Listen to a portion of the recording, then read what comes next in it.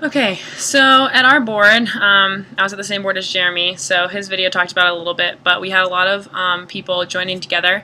We had one marriage slash adoption and then one just a marriage. But in general, our upper class, Diana, she made a lot of rules. She was definitely in control and asserted her power as the highest class. And so that kind of changed a lot of the game in terms of the rules were already a little different, but the rules changed a lot considering she was in charge of all of them. Personally, I I was in charge of the bank even though it wasn't my money, but I think that earned me a little bit of favor with the upper class, and I was able to buy a little bit of property, get a little bit of money, and move up a little bit in terms of class by the end. But I was working class, or the poor class at the bottom, so it took a while to get anywhere out of there. I thought that it was an interesting exercise. It was definitely awful to start at the bottom, especially because it only depended on the roll of a die. It wasn't because I had done anything in particular, and that kind of, I guess, models inheritance, where you don't really have any control over what class you're born into, but it just happens that way. I would definitely try to remain independent. I wasn't anyone that joined with another group, which I think in the long run didn't help, because if it was a real life model, the other groups were having more fun in their lives and I guess getting better experiences, and in addition still gaining assets, and ended up with more money at the end of the game. So while I was just trying to work really hard by myself, I didn't really enjoy any of it. So that was a personal experience. I think that in terms of my personal experience, in terms of the real world, I would say that there's a possibility to increase class boundaries, because personally as working class, as a poor class, I got angry when Li Hong married into the working class, because he got money automatically without doing anything except for switching seats with me.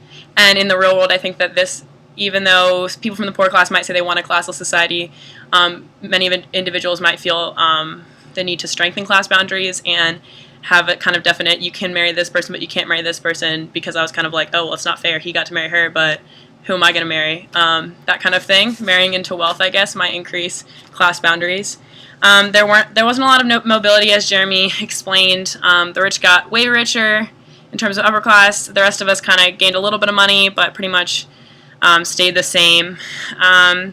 We already talked about class alliances in terms of the marriages. I think that there was some intra-class warfare in the poor class. Like I said, Li Hong and I kind of split. Diana definitely gave him some specific rules that didn't apply to me, and even though we were from the same class, and he ended up marrying out of the class. So I think that there was a little bit of tension between us, and not in real life, but in terms of if it was a real life thing, we wouldn't associate with each other.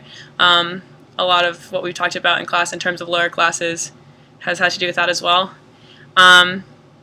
I think that Jeremy hit the point when he talked about classless society in terms of in real Monopoly, you could start out with a classless society, but someone's always going to end up on top. I think that's similar to everyday life, how we talked about America thinks that they're classless, but they really develop kind of, poor stay at the bottom for the most part, and kind of the few corporations have the high end of things.